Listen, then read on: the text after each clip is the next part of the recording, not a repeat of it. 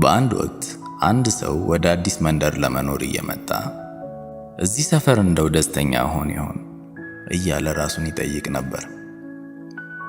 ስለ ሰፈሩ ለማወቅ ወደ አንድ አባት ጋር ቀረብ ብሎ መጠየቅ ጀመረ። አባ፣ በዚህ መንደር ውስጥ ደስተኛ መሆን ይመስሎታል? የዚህ ሰፈር ነዋሪዎች ጥሩ ናቸው? ብሎ ጠየቀ። አባም መልሰው ጠየቁት፣ አንተ በመጣህበት ከተማ ውስጥ ሲኖሩት የነበሩት ሰዎች እንዴት ነበሩ? ብለው ጠየቁ። እነሱ አስቀያሚ ናቸው፣ ስግብግብም ነበሩ፣ ተቆጪም ናቸው፣ በማጭበርበርና በመስረቅ ነው የሚኖሩት ብሎ መለሰላቸው።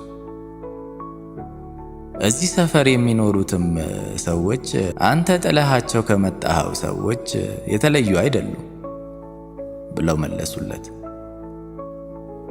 በሌላ ቀን ሌላ ለመንደሩ አዲስ የሆነ ሰው አባ ጋር መጣና በተመሳሳይ መልክ ስለ ሰፈሩ መጠየቅ ጀመረ።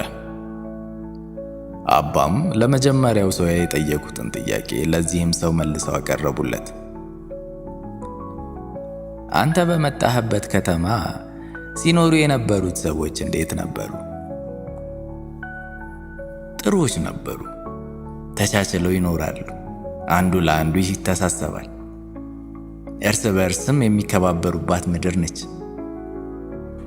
መንፈሰ ጠንካራ ነበሩ ሲል መለሰላቸው።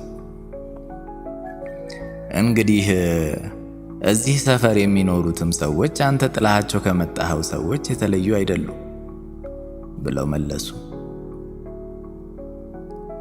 አያችሁ፣ በሕይወታችሁ ውስጥ ዓለምን የምታዩበት መንገድ መጥፎም ሆነ ጥሩ፣ ዓለምም ወይም ሕይወት መልሳ ያንኑ እናንተ ላይ ታንጸባርቃለች።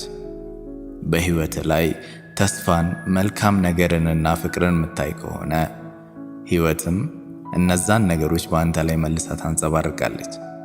ነገር ግን የሰዎችን አስቀያሚና ስግብግብነት ብቻ ካየህ ምናልባት እነሱም አንተን የሚያዩበት መንገድ በዛ ይሆናል።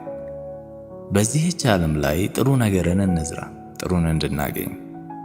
በቻላችሁት አቅም ሁሉ ላገኛችሁት ሰው ፍቅርን አሳዩ። በእርግጠኝነት ፍቅርም ይመለስላችኋል። ይህ የአማሪኮትስ ትረካ ነው። ሰብስክራይብ፣ ላይክ እና ሼር ማድረጋችሁን አትርሱ። ስለመጣችሁ አመሰግናለሁ። መልካም ጊዜ ይሁንላችሁ።